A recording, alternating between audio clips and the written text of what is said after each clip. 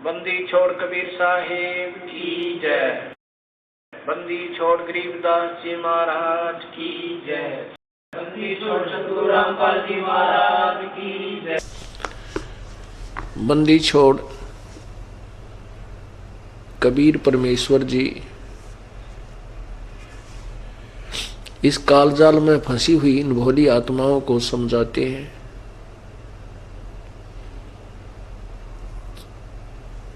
लेकिन हम इतने अनजान हो चुके हैं, हम इस लोक वेद को सुन सुनकर इतने अज्ञानी हो चुके हैं कि हम परमात्मा को पहचानना ही भूल गए।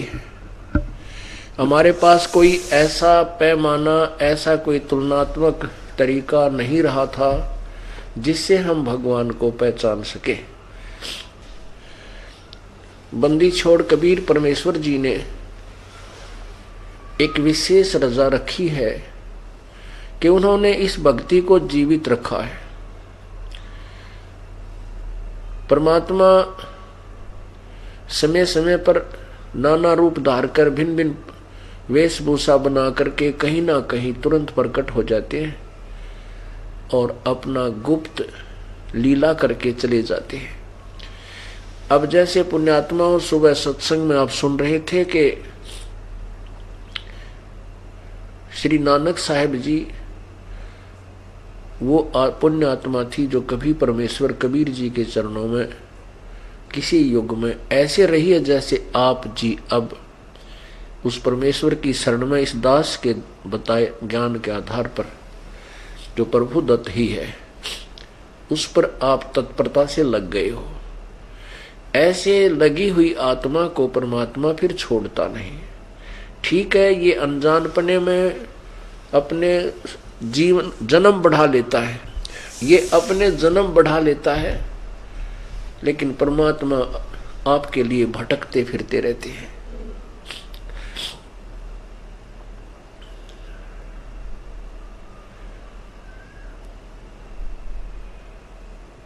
तो ऐसे ही उनके सतयुग में वो सतयुग के अंदर यही नानक जी वाली आत्मा राजा अम्बरीश थे। त्रेता में वो जनक जी थे जो सीता जी के पिताजी कहलाए, और द्वापर युग के अंदर वो स्वर्ग या अन्य अपने जीवन योनिया में घूमते रहे अपना कर्म संस्कार वश।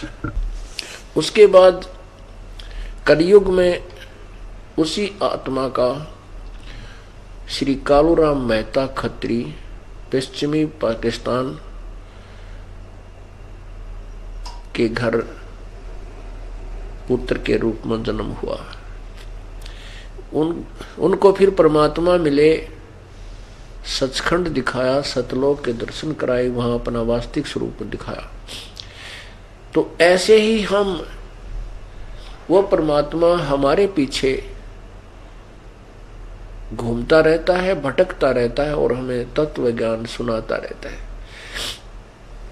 तो वो अपनी समय समय पर आकर के अपनी लीला से, अपनी शक्ति से की रक्षा कर जाता है। जैसे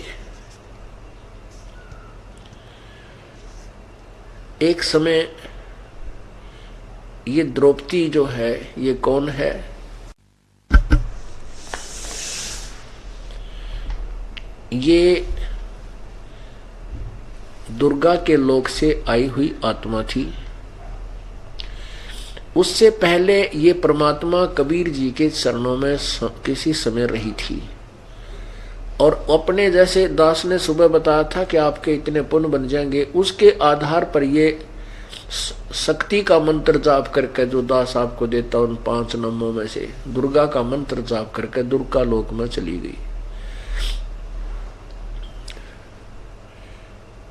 उसके बाद फिर दुर्गा को श्राप लगा हुआ है। काल ने साप दे दिया था कि तू द्वापर युग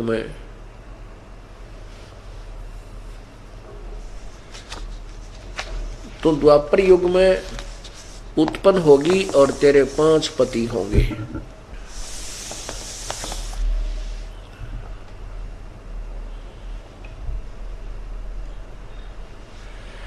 अब दुर्गा ने अपनी सब सर्वप्रिय आत्मा, सबसे प्रिय आत्मा उस द्रौपदी को द्वापर में जन्म दिया। ये दुर्गा का अवतार मानी जाती है। जैसे श्री कृष्ण रूप में, श्री राम रूप में स्वयं विष्णु आए, श्री परशुराम रूप में, दत्तात्रेय रूप में या व्यास रूप में, आगे ऋषभदेव रूप में, जो अन्य 24 अवतार और 9 अवतार कहे गए हैं, वो विष्णु जी की विशेष प्रिय आत्माएं भेजी गई थी और वो विष्णु अवतार ही माने जाते हैं। परमात्मा पुण्यात्माओं, हम कबीर परमेश्वर जी की के बच्चे हैं, हम उसकी आत्मा हैं। अपने बच्चों का दुख अपने ही माता पिता को होता है। दूसरों को थोड़ी बहुत दया हो सकती है, लेकिन जो दुख, जो परेशानी अपने माता पिता को होती है, अन्य को नहीं हो सकती, हो ही नहीं सकती। ठीक है, पुण्यात्मा दुख में दुखी थोड़े बहुत हो जाया करते हैं। मालिक को पता था कि द्रौपदी वाली आत्मा दुर्गति को प्राप्त होगी। अपनी प्यारी आत्मा के लिए पहले ही एक ऐसी व्यवस्था कर दी। द्रौपदी जब अपने पिता द्रौपद के घर पर कंवारी थी, वो उसके पिताजी ने गंगा के किनारे एक बहुत सुंदर लड़कियों के नहाने के लिए एक घाट बना रखा था और द्रौपदी जी अपनी हजारों सहेलियों को साथ लेकर के प्रतिदिन स्नान करने के लिए उस घाट पर जाया करती थी।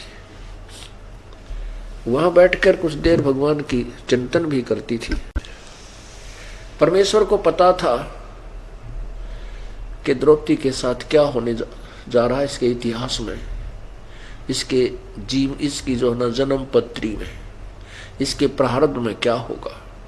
कहते 100 छल छिद्र मैं करूं अपने जन के काज, रनक सिपू जो मार दो मैं नरसिंह धरनो साज।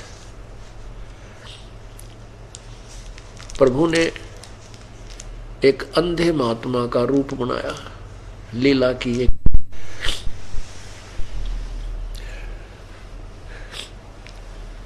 और द्रौपदी स्नान करने के लिए सुबह सुबह मुंह अंधेरे स्नान करने के लिए उस घाट की तरफ चली। हजारों सहेलियां उसके साथ थी। उधर से वो महात्मा, अब हम आपको, क्योंकि जो कथा है वो कथा के पात्र के अकॉर्डिंग ही सुनाने से उसका आनंद आता है। एक अंधा महात्मा स्नान करने के लिए घूमता फिरता, रात्रि में गर्मियों के दिन थे, वहां रुक गया। उसको नहीं पता था या कोई घाट भी है। इतना अवश्य था कि कलकल की आवाज आ रही है, यहाँ ठंडी ठंडी आवाज चल रही है, तो इस तरफ दरिया है। इतना आइडिया अंधे को हो जाता है।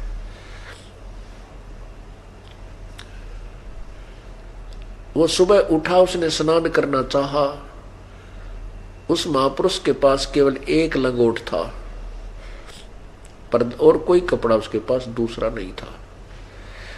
स्नान करने के लिए वो दरिया में प्रवेश कर गया, मल मल कर स्नान कर रहा था। अब क्या हुआ कि कुछ ऐसे हाथ मारते मारते वो उसका जो पर्दे पे उसने कपड़ा बांध रखा था, लंगोट, वो उसका नाड़ा टूट गया और वो निकल के शरीर वो बह गया दरिया में और महात्मा निवस्त्र हो गया। अब तो उसने सोचा भी तो उधर से क्या हुआ कि लड़कियों के आने की आवाज उसके कानों में पड़ गई। लड़कियां आ रही थी, क्यों 1000 लड़कियां आपस में बोल रही हैं, कुछ चर्चा कर रही हैं और रात्रि कुछ सुबह सुबह की आवाज दूर तक जाती है। अब महात्मा जी ने सोचा भैया तो बात बिगड़ गई, सुबह हो गया दिखे, लड़कियां इधर आ रही हैं और वो स्नान करने आई होंगी, और सवेरा इसका सिद्ध है कि सवेरा होने वाला है। वो पानी में गहरा चला गया इतना कि मैं निवस्त्र हूं, और या तो बात बिगड़गी, यहां आसपास कोई नहाने का दिखा है, लड़कियों का घाट है।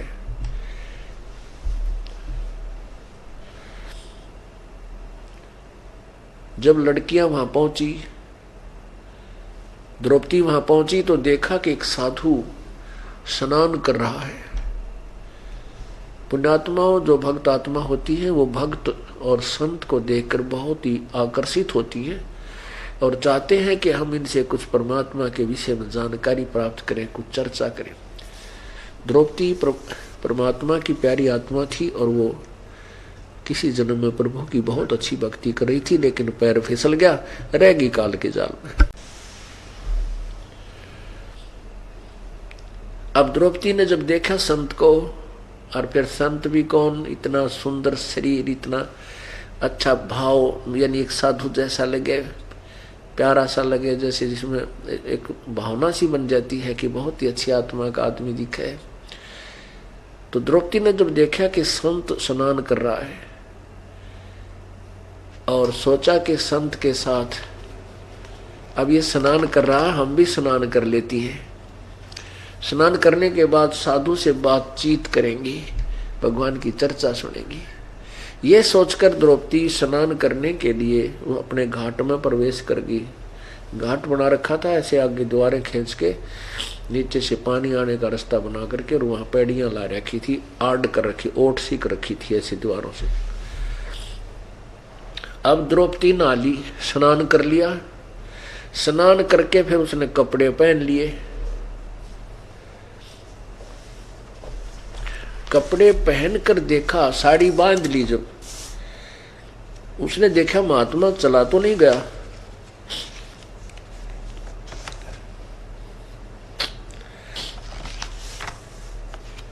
तो वह क्या देखती है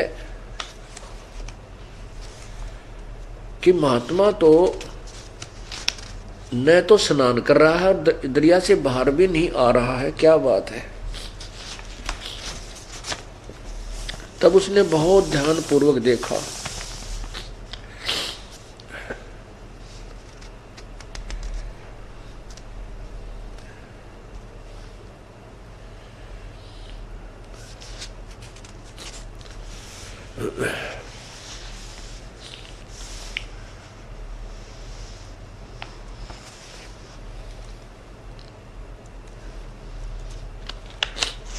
तो क्या देखा कि वो स्नान नहीं कर रहा है, कोई वस्तु गुम हो जाती है, उसको ढूंढ रहा हो।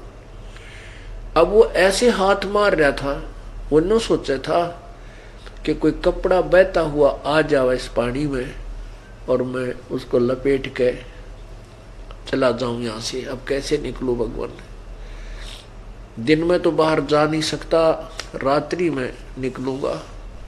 उधर से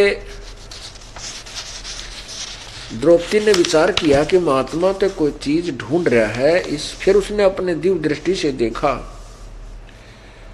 कि महात्मा तो निवस्त्र है। उस लड़की ने आव देखा ना ताव देखा।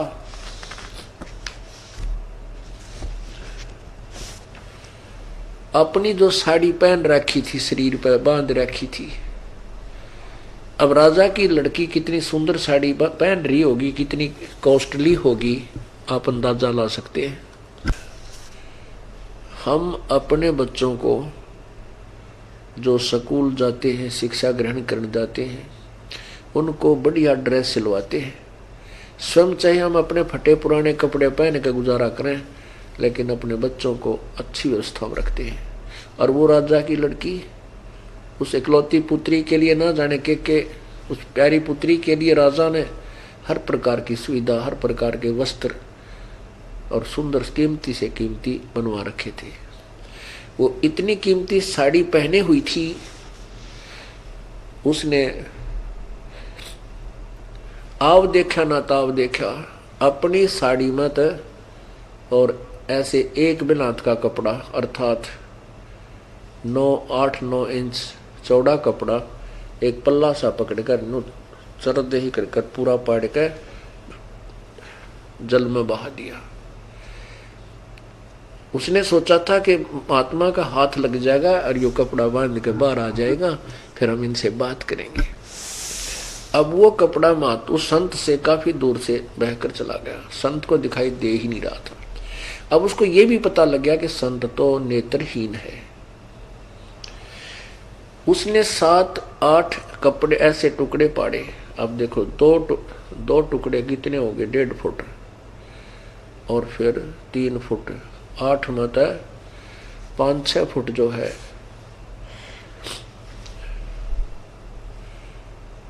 6 फुट लगभग साड़ी पाड़ कर और बहा दी, लेकिन संत का हाथ नहीं लगी। अब द्रौपदी ने सोचा अब ये शर्म से बात नहीं चलेगी। पहले तो लज्जित हो रही थी, भाई मैं निवस्त्र संत है, इसके निकट जाऊंगी तो शर्म लगेगी, और महात्मा भी ना शर्मा जा, कदे कपड़ा ना ले और अंदर चला जा, डूब ना जा, क्यों दरिया का बहाव बहुत ज्यादा है। महात्मा शर्म के मारे तो अंदर गया हुआ है। तो लड़की ने क्या सोचा कि यूं बात नहीं बढ़े, मेरे पिता समान है, और लंबी लाठी ढूंढ कर जंगल में था लकड़ी बहुत लंबी सी, उसके एक और पाड़ी, एक गट, एक बिलात का टुकड़ा साड़ी का, और उसका लपेटा देकर ऐसे लंबा कर दिया। शायद धीरे धीरे संत ऐसे हाथ मार रहा था, उसके हाथ के निकट कर दिया और संत का हाथ लग गया, उसने फट पकड़ा। ये भगवान बड़ी दया करी आपने, 100 शुक्र मनाया। फिर उसने देखा, क्योंकि अंधे के हाथ आंखों का काम करा करे, उसने देखा कि भाई ये तो आम कपड़ा को नहीं, ये तो किसी बेटी के साड़ी का कपड़ा है, और वैसे भी नहीं है तो बिल्कुल पैमाइश से पाड़ कर डाल रखे है।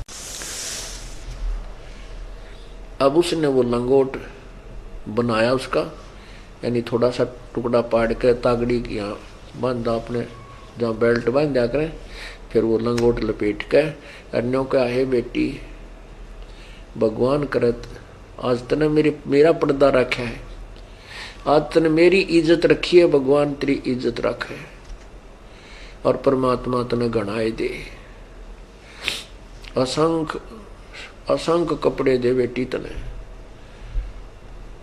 अब कहते हैं साधु बोला सहज स्वभाव, जो चाहे सो कर दे। साध वचन पलटे नहीं, चे पलट जाओ ब्रह्मांड। अब उन्होंने कपड़ा बांध लिया, द्रौपदी चली गई कि बहुत देर हो चुकी है, घर वाले भी गुस्सा होंगे, चलते हैं। अब पुण्यात्मा इसको संत कहते हैं, ये पिछले जो संस्कार हैं वो डटे नहीं डटा करें। जैसे नानक जी को उनके पूज्य पिताजी ने कहा, बेटा कुछ तो व्यापार बिजनेस कर ले, क्योंकि मेहता खत्री परिवार में जन्म था और वो व्यापार किया करते थे, उनका अपना कोई धंधा कर ले भाई। उसने पैसे दिए तो उन सब पैसों को साधु संतों को खिलाया, उस पर डटे ना भूखे थे और एक दूसरे से बात कर रहे थे। भाई आज तक 3 दिन हो गए भोजन नहीं खाया ढंग से, पेट भर के। तो नानक जी ने सुन दिया, कहने लगा बैठो महात्मा जी, आज वो खाना खिलाऊंगा। तो ला कर सारा सामान समून भंडारा दे दिया, उनके कपड़े कुपड़े समा कर उनको तैयार कर दिया। ऐसे ही द्रौपदी देखो, कहते हैं बैराग नाम है त्याग का, ये 5-25 माही, जब लग संसार सर्प है तब लग त्यागी नाही। अब इन 5-25 यानी 5 काम क्रोध मोह लोभ अहंकार, इन्हीं के अंदर आप वैराग करो। लोभ करे तो ये करे। अब देखो द्रौपदी के साथ उसकी नौकरानी भी थी, वो अपनी नौकरानियों को भी कह सकती थी कि बहन साड़ी का टुकड़ा पाड़ के दे दो, और घर जाके उसको 2 साड़ी दे सकती थी। उस नौकरानी को पता था कि मैं एक साड़ी यहाँ खराब करूंगी तो मेरे लिए 2 साड़ी देगी द्रौपदी, तो वो कह सकती थी उसको, लेकिन नहीं। इतना विवेक होता है भक्त में कि मैं मजदूरी करूंगा तो मुझे मिलेगी, और दूसरा करेगा तो उसको मिलेगी। तो ये मजदूरी अपनी कमाई में दूसरे के हाथ क्यों लागने दे? बेईमान ना करे तो यूं करे, लोभ करे तो यूं करे। तो उसने वो मजदूरी उस बांदी दासी नौकरानियों के हाथ नहीं जाने दी, अपनी साड़ी पाड़ कर और संत के सामने फटाफट बहा दी, आगा पीछा नहीं देखा। तो कहते हैं नुक्ते ऊपर रिज जगारे कोट करम जल जा तुम्हारे। ये इन बातों पर परमात्मा प्रसन्न होता है कि ये हृदय से आज इसने दान किया है, और दान सुपात्र को किया हुआ लाभ देता, कुपात्र को नहीं।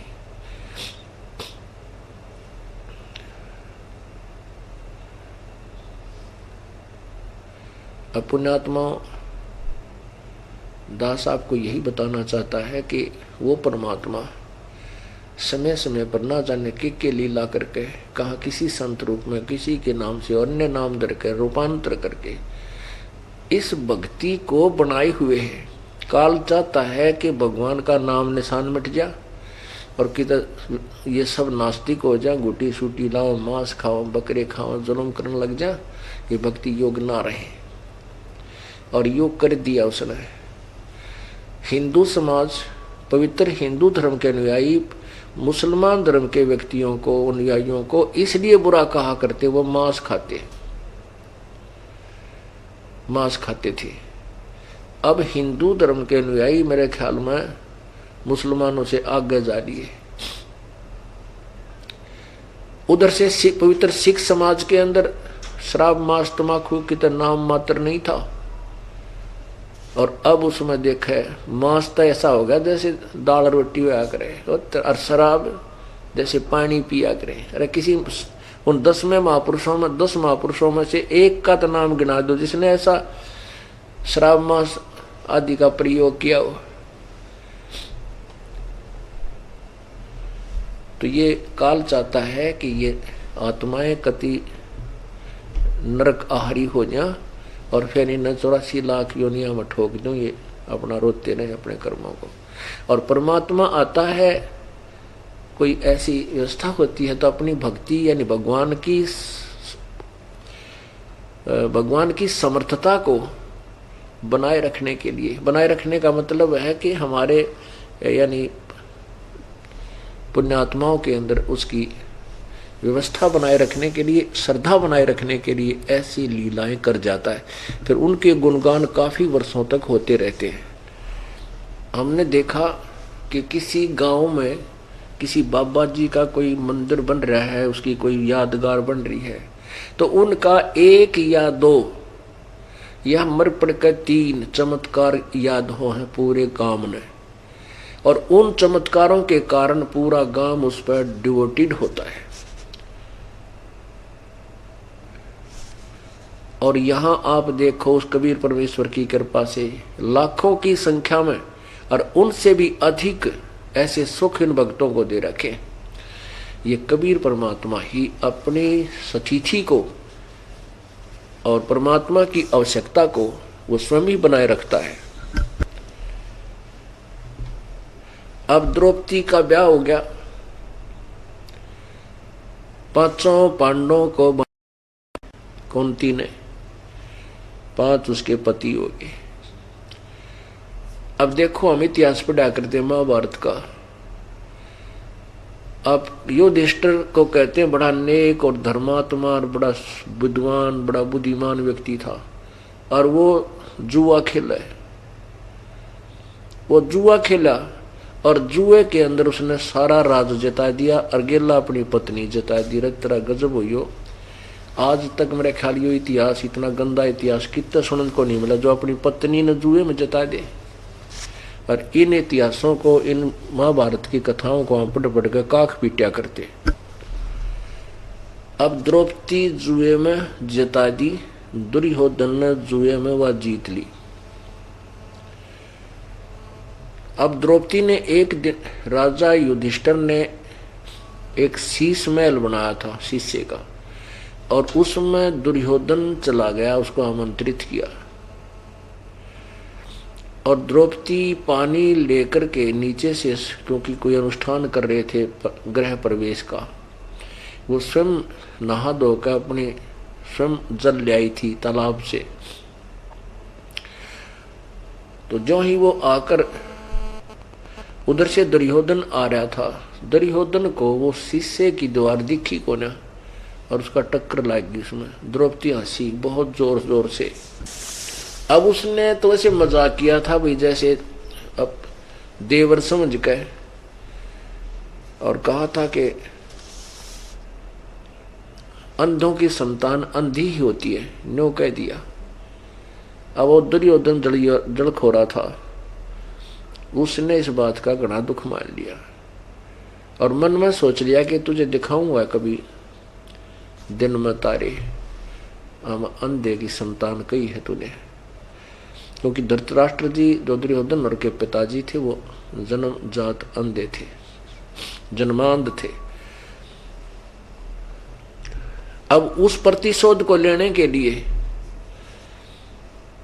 दुर्योधन ने जुए की चाल चली और द्रौपदी को जीत लिया।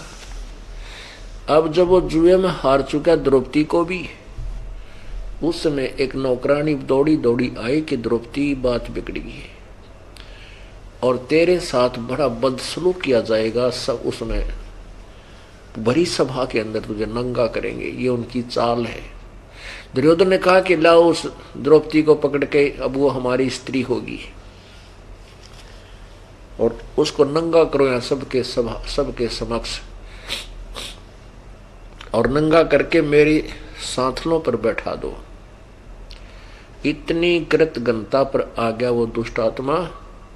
और उस सभा में कौन कौन विराजमान थे, तो वो वहां पर भीष्म पितामह, द्रोणाचार्य, कर्ण जैसे योद्धा, विदुर और पांचों ये महाबली पांडव और 101 ये कौरव, उनका मामा सुकनी और बहुत से राज दरबारी। अब द्रौपदी ने कहा उस नौकरानी से कि क्या क्या कह रही है तू पागल, उस सभा में कौन कौन है, उसने सारे बता दिए। फिर कैसे नंगा कर देंगे मुझे, भीष्म पितामह जैसे बैठे, द्रोणाचार्य गुरुदेव बैठे और कर्ण जी योद्धा बैठे, चाचा विदुर वहीं पर हैं, ये भी हो सकता है बावड़ी कहीं की। इतने में दुशासन पहुंच गया और पकड़ कर उसके बाल और घसीट के ले आया और वहां कहा दूसरा दुर्योधन ने कि इसका नंगी कर और बैठा दे मेरी सांथलों पर, जांग पर। हम तो अंधे हैं, हम क्या देख थोड़े सकते हैं, इसको शर्म थोड़ी आएगी। अब द्रौपदी ने पहले तो देखा भीष्म पितामह, द्रोणाचार्य और कर्ण की तरफ, जैसे ऐसे देखा कि आप, उन्होंने देखा कि भी धमका देंगे इनको और सत्कर मानना। यदि भीष्म पितामह खड़ा होकर कह देता दुर्योधन को खबरदार इस लड़की का हाथ लगाया, दुर्योधन की हिम्मत नहीं थी, वो इतना सूरवीर थे। या द्रोणाचार्य कह देता, वो भी इतने सूरवीर थे, या कर्ण कह देता। लेकिन उस दुर्योधन के मलिन अन्न को खाकर उनकी आत्मा दूषित हो चुकी थी, उनके मुख से कुछ भी नहीं निकला और देखते रहे। कुछ नहीं कहा, तू क्या कर रहा नालायक, ऐसा जुल्म। फिर उसने देखा कि ये तो नहीं बोले, फिर अपने पांचों पांडवों की तरफ देखा कि ये तो सहन नहीं करेंगे, बक्कल तार देंगे इनका। अब वो हार चुके थे, बंध चुके थे अपने जबान से, कर्म से। जब उन पांचों पांडवों अपने पतियों की तरफ देखा तो उन्होंने नीचे गर्दन कर ली और दुर्योधन साड़ी पकड़ चुका था। उस समय केवल एक पुण्यात्मा खड़ी हुई, विदुर जी खड़े हुए, वो भक्त बीज थे। उन्होंने खड़ा होकर कहा, विदुर कहे ये बंधु थारा, एक कुल एक परिवारा।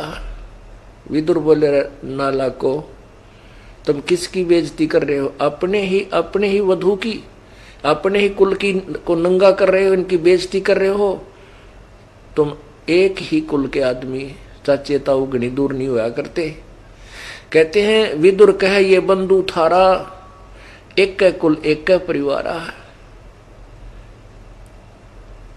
जब इतनी बात कही ना विदुर ने, तो दुशासन ने अपने चाचा के थप्पड़ मारा और कहने लगा, विदुर के मुख लगा थपेड़ा, बोला तू तो है पांडवों का चमचा।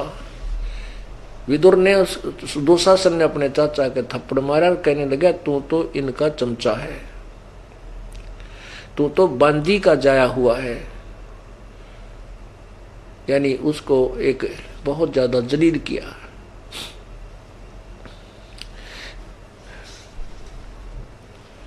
अब पुण्यात्माओं एक लक्षण होते हैं भक्त आत्मा के, न्यायकारी के। पंचायत में अगर उसकी नहीं चल रहा तो उठकर चला जाना चाहिए। जब विदुर की बेइज्जती कर दी, थप्पड़ मार दिया और कहा कि देखा कि तेरी बात नहीं चलेगी, उठकर चला गया। और बाकी वो भीष्म पितामह, द्रोणाचार्य, कर्ण जैसे वहीं बैठे रहे। उनके अंदर कितना गंध होगा कि लड़की को नंगी करेंगे देखेंगे और ऊपर से ब्रह्मचारी बने बैठे। खड़ा हो जा, चला जाना चाहिए था, या उनका गुट मारो घेर के, खबरदार जो लड़की का हाथ। ऐसा जुल्म कोई देखा कि सभा में औरत को नंगा कर जा? और इसी इतिहास को हम पढ़ा करते और इसे मोटे महाभारत में ठाए फिरा करते थे। ये चरित्र थे इन काल के दबाव में आकर ये सब ऐसे जुल्म सहन करते रहे।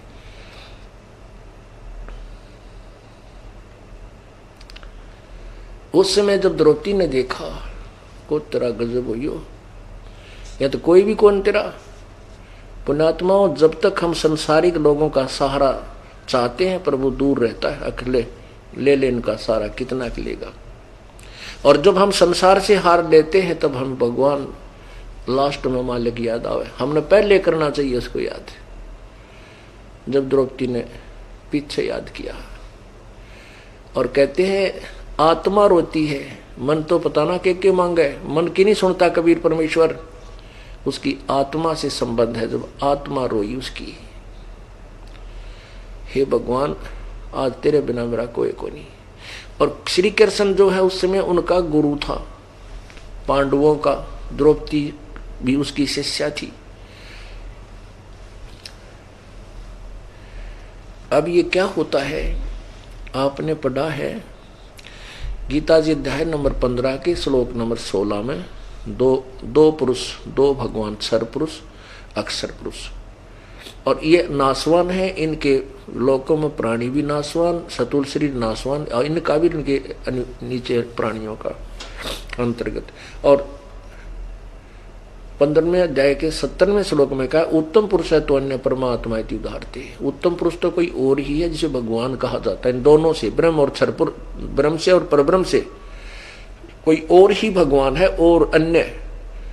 और ये लोकत्रयम आविश्य विभर्ति अवय ईश्वर, जो तीनों लोकों में प्रवेश करके सबका धारण पोषण करता है। अब वही परमात्मा कैसे करता है? जैसे आपने देखा कि गीता जी अध्याय नंबर 3 के श्लोक 10 से लेकर 15 में यज्ञों का वर्णन बताया। और उस यज्ञ में बताया है कि परम अक्षर ब्रह्म जो पूर्ण परमात्मा है, उसको यज्ञ में प्रतिष्ठित करके यदि हम साधना करेंगे, उसको इष्ट मान कर करेंगे, तो उसके हमारे शास्त्र अनुकूल शुभ कर्म बनते हैं। जैसे हम मूल एक उल्टा लटका ये संसार रूपी भक्ति रूपी पौधा बीजेंगे, तो हम किसको, हम जड़ की पूजा करेंगे। जैसे हम ये भक्ति रूपी पौधा लाए,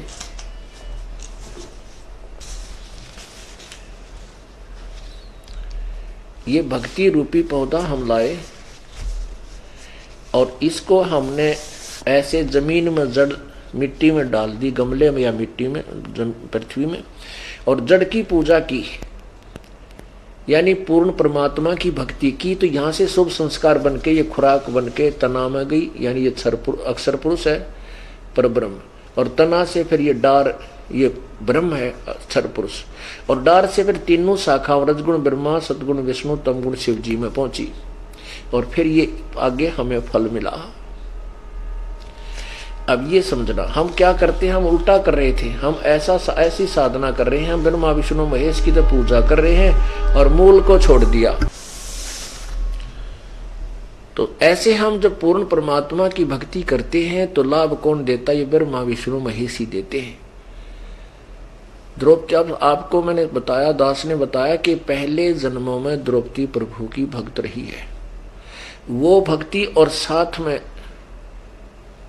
उसको पता था प्रभु ने कि आपत्ति आओगी मेरी प्यारी आत्मा में, उससे पहले एक उनका शुभ कर्म खुद आकर के साधु रूप बनाकर बना गया। काल ने पता नहीं किए।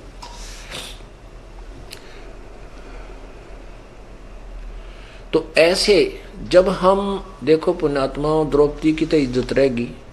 और हम देखते हैं समाचार पत्रों में भी पढ़ते हैं और वैसे भी बहुत सी बातें सुनते हैं, जगह जगह ना जाने कितनी बहन बेटियों के साथ क्या दुर्दशा बलात्कारें होती हैं। उनकी पुकार क्यों नहीं सुनी जाती? क्योंकि वो पिछले जन्म में कोई पुण्य नहीं कर पाई। अब जैसे या इस जन्म में कोई ऐसा शुभ नहीं बना उससे, जैसे द्रौपदी ने, अब कोई भी आत्मा आपत्ति आती है जो भगवान याद करती है, लेकिन किसी की सुनाई हो जाती है, किसी की नहीं होती। क्यों नहीं होती? ये तत्व ज्ञान है, इसको अच्छी तरह समझना आपने। जब आत्मा रोती है, आत्मा की पुकार ऊपर जाकर के धर्मराज के दरबार में कंप्यूटर से टकराती है, उसकी उसकी फाइल खुल जाती है।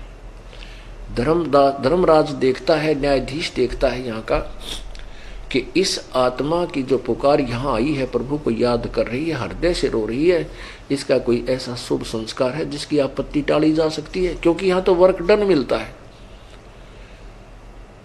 यदि उसका कोई संस्कार इसमें है नहीं, इस जीवन या पूर्व जीवन का, तो उसका कोई रिफ्लेक्शन नहीं होगा, उसका कोई प्रतिक्रिया नहीं होगी।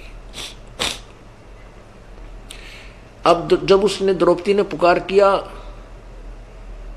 की हृदय से रोई कि परमात्मा राखो लाज मुरारी मेरी। अब द्रौपदी तो कृष्ण ने भगवान मान रही थी, लेकिन परमात्मा ने पता है ना, या आत्मा किसकी है, अपने की चिंता तो आपने होया करे। एक बालक से अब किसी ने याद कर रो रहा हो, लेकिन मानत बेरा ने मेरा बालक से हो, तो वो भागी आती है। ऐसे ही वहां से जब उसका परमात्मा ने एक सिस्टम बनाकर छोड़ दिया कि अब ये जैसे गीता जी के अध्याय नंबर 10, 11, 12 में लिखा है कि तुम इन देवताओं को उन्नत करो, ये बढ़े हुए देवता तुम्हें उन्नत करेंगे, और ये बढ़े हुए देवता तुम्हें बिना मांगे इच्छित भोग देते रहेंगे। अब द्रौपदी ने जो ही पुकार की, तो वहां से वो संस्कार श्री कृष्ण जी जब गुरु रूप में थे, उसके अंदर, उसके अंतःकरण में टकराया कंप्यूटर में। वहां से वो जैसे एक मोबाइल से दूसरे मोबाइल में भेज देते ना पूरा का पूरा मैटर, तो वहां से वो रिफ्लेक्ट हुआ। ऑटोमेटिक सिस्टम परमात्मा क्यों सिर में दर्द करे था, उसने नियम बना के छोड़ दिया, उस नियम से सब चल रहा है। और उस नियम में परिवर्तन वो स्वयं ही आकर कर सकता है। यानी जैसे संस्कार बढ़ा दिए, तो जो ही उस समय कृष्ण जी तो शतरंज खेल रहा था अपनी रुक्मणी गेल्या। बता, शतरंज खेल वो संत होया करे या गुरु हो सकता है, वो तो मौज मस्ती मारे थे, पूर्व जन्म के संस्कारी हैं। लेकिन परमात्मा ने काम उन्हीं के माध्यम से करना है, गुरुओं के माध्यम से, जो वर्तमान के जो 3 लोक के ही संत हैं। और ये 3 लोक के जो है ना मंत्री भी हैं। अब सेंटर से कोई ऐड आती है तो मंत्री लोग या मुख्यमंत्री फिर मंत्रियों को देता, मंत्री आगे अपने विभागों में बांट देते हैं। तो द्रौपदी का वो संस्कार श्री कृष्ण में आकर टकराया, वो वहां से आया जो का। अब श्री कृष्ण द्रौपदी से के साथ तो शतरंज खेल रहा था। शतरंज खेलते खेलते ऐसे पासे डाले, वो पासे आकर खेलने के, उसमें बोलना होता है कच्चे 11 या पक्के 12 या पौ 12 जैसे। अब नो पासे वो डाल करके पासे कृष्ण जी ने मुंह से बोलना था पक्के 11 कच्चे 18 जैसे भी, लेकिन उसने कहा आकड़ गया शरीर से, अनंत। अब रुक्मिणी ने हाथ पकड़ा, कहने लगे हार गए ना, अनंत क्यों गया बता मेरे तक क्या कारण था। तो ना ये 500 वाली भाषा तो बोली को ना। तो उसमें परमात्मा ने कृष्ण को चेतना दे दी, उसकी बुद्धि खोल दी थोड़ी सी।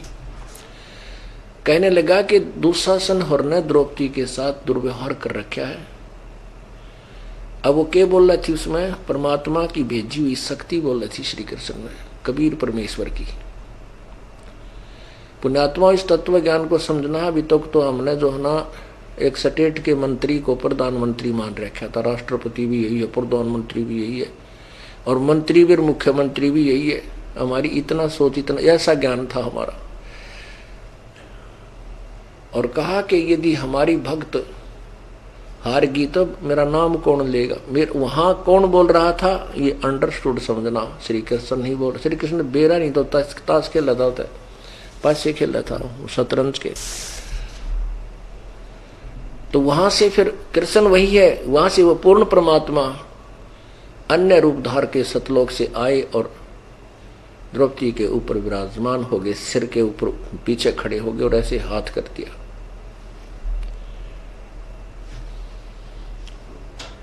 अब दुशासन खींच रहा है कपड़ा और उधर से परमात्मा उसके वर्क डन जो पहले करवा दिया था दाता ने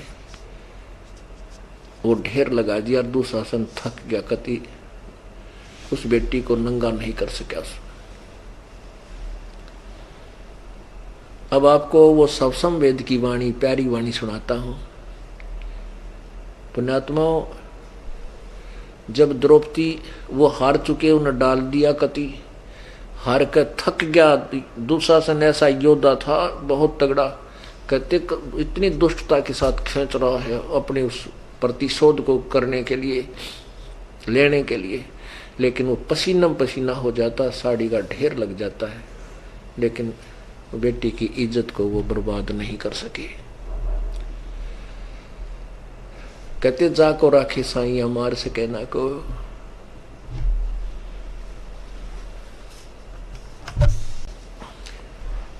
फिर कुछ दिनों के बाद श्री कृष्ण आए और श्री कृष्ण ने नो बिना पता वहां के हो रहा उस समय, क्योंकि वो द्रौपदी ने बताया कि भगवान आपने बड़ी इज्जत रखी मेरी,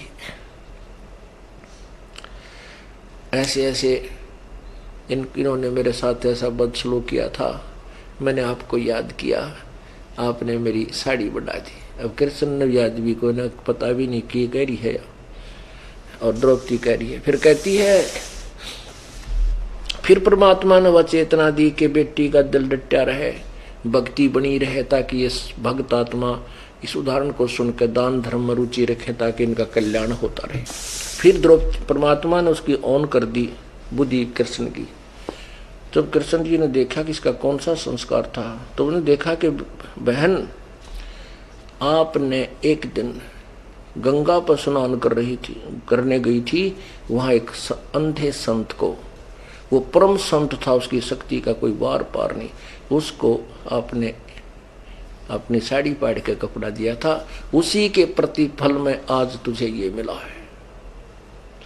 अब द्रौपदी कहती है, हे परमात्मा, एक बिलात के टुकड़े का, एक लीर का, यानी एक थोड़ी सी कातर का इतना प्रतिफल इसे महापुरुष को दान करने का। तो द्रौपदी कहती है, हे परमात्मा, जब मुझे पहले पता होता तो मैं उस पर सब कुछ न्यौछावर कर देती। एक लीर के कारण मेरे हो गए चीर अपार, और जब मैं पहले जानती तो देती सर्वस्वार। बोलो सतगुरुदेव सत साहिब।